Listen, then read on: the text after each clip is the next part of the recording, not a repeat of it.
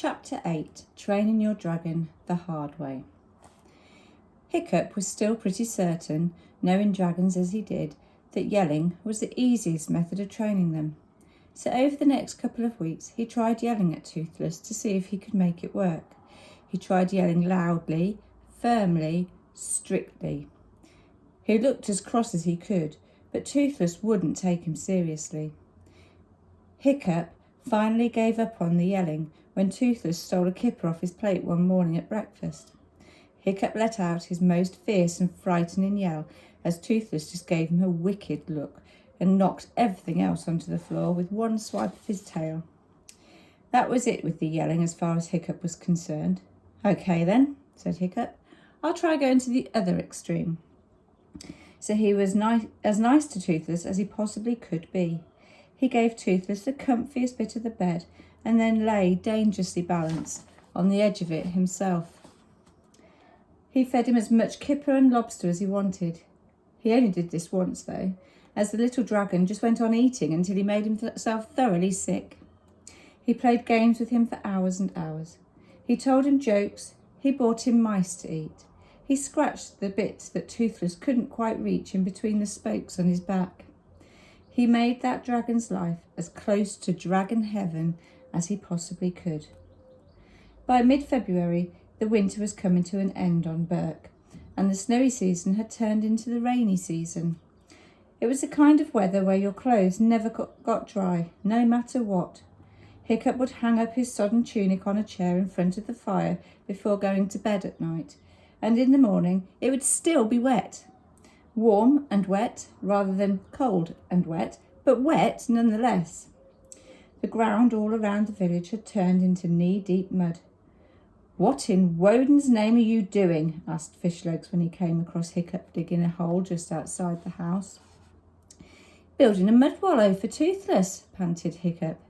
"You spoil that dragon, you really do," said Fishlegs, shaking his head. "It's psychology, you see," said Hiccup. "It's clever and it's subtle, not like that caveman yelling you're doing with Horror Cow." Fishlegs had named his dragon Horror Cow. The horror bit was to make the poor creature at least sound a bit frightening.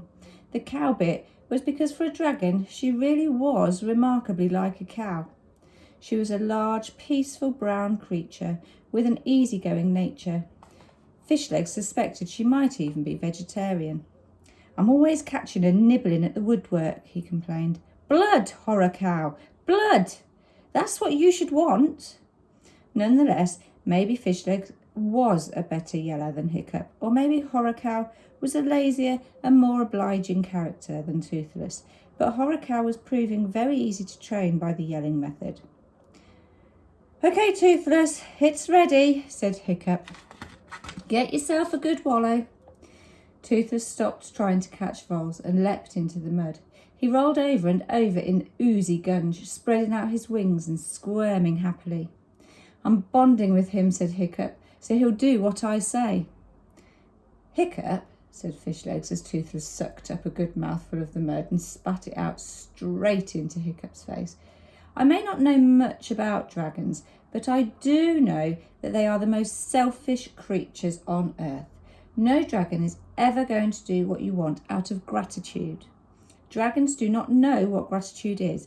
Give up. This will never work." "The thing about us dragons," said Toothless helpfully, "is we're survivors. We're not like soppy cats or dumb dogs falling in love with their masters and yucky things like that.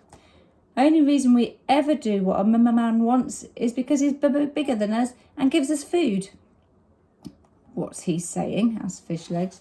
"Pretty much what you're saying," said Hiccup. "Never trust a dragon," said Toothless, cheerfully hopping out of the wallow and helping himself to one of the winkles that Hiccup had found for him. Toothless was particularly fond of winkles. "Just like picking your nose," he said. "That's what my mother taught me in the nest, and she should know."